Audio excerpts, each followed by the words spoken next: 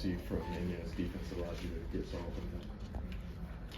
I think they were switching a lot more than they have been against us, so just confusing them with movement off the ball, I think really got me a couple of open looks early, just got me in a rhythm. And I mean, the basket was looking really big tonight for me, so I needed that. I've been struggling the last few games.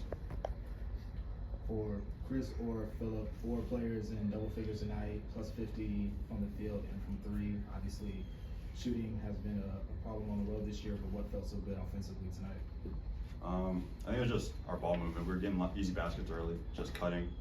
Something that we haven't been doing well on the road is our motion offense, just not moving correctly.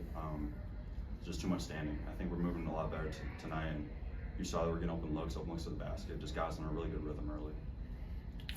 For both of you, just what has stood out to you in terms of Tony Perkins' development? How have you kind of seen him just grow over the time that he's been at Arlo?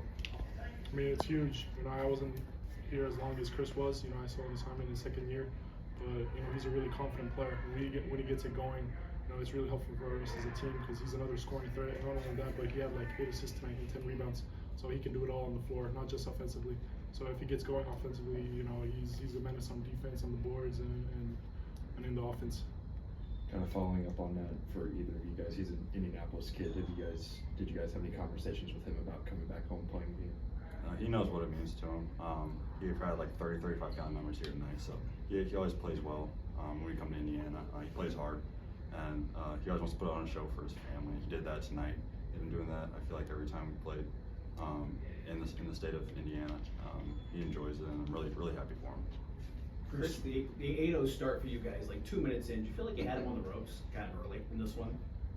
We did a little bit, yeah. We needed that start just to get hot early because back at our place early in the year, they kind of punched us first. So we wanted to do that early in this game, and we just had to keep the pedal to the metal the whole entire game because we knew that they would try to fight back. They got really talented players, so you can't count them out on anything. And we've been through it ourselves where we've been down and made a comeback. So we just wanted to keep pushing and just keep doing what we're doing to keep scoring and stay in the lead. Kris, talk about the will of this team. Obviously, last week hit all the threes against Michigan State. What's the will of this team to come through and win? Yeah, we just have a lot of guys who fight for each other, just play the right way, and it's in our hearts just to be able to fight in every single game. We've had a couple of comebacks this year where we looked dead and we came back and won the game. I think it just shows the fight of this team, the mental power that we have, and we're never out of anything. And then when we get a lead, we gotta sustain it, and I think we did that tonight as well. Kris, you came in the same recruiting class as Tony, right? Just what has stood out to you about him? How would you just describe him? Yeah, he's definitely an outgoing person.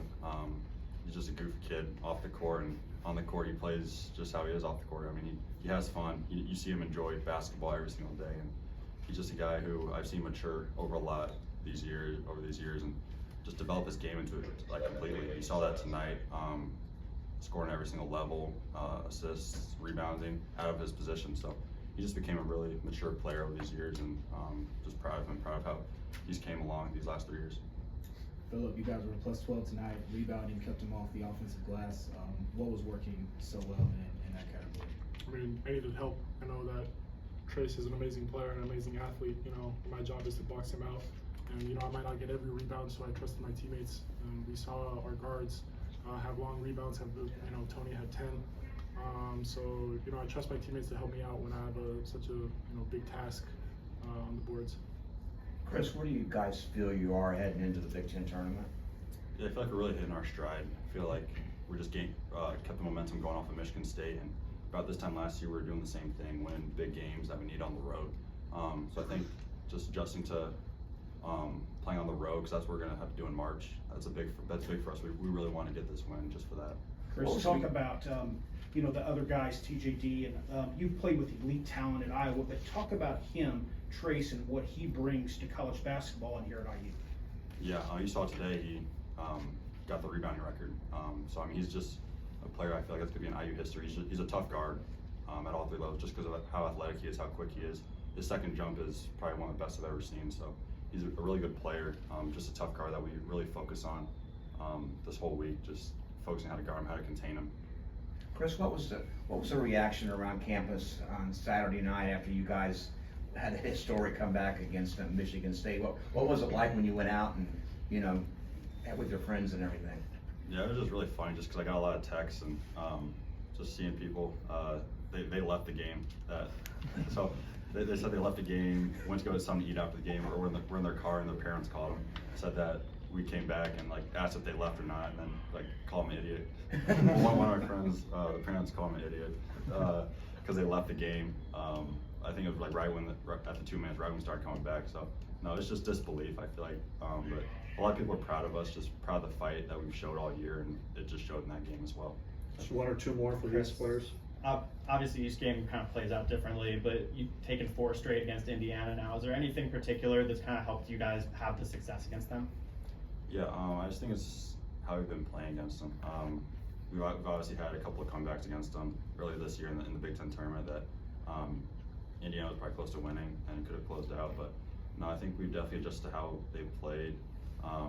We've played against these guys for the last couple of years, so we've kind of adjusted to them, and we've kind of figured out how they play. They kind of figure out how we play, but no, we know how to play them now, and I feel like our offense showed that today. Against their defense is really good. I think our offense showed that a lot today. Kris, was there a moment, I guess, when you saw Tony do something on the court where that it kind of clicked for you that he had really turned the corner, where he did something that maybe he wasn't doing his freshman year? Is there any kind of moments like that, whether it be practice or a game, where that kind of stood out to you? Yeah, I just think today his off-the-ball movement was really good. I see he got a couple of back cuts early, and that kind of set the tone of how he was going to play. We knew that he was locked in, ready to go, and he was able to beat his defender off the dribble multiple times. And I think he was playing with a lot of confidence today. We had to give him the ball, and he kind of dictated the game after we got up to that early lead. Okay, thanks. That's good. But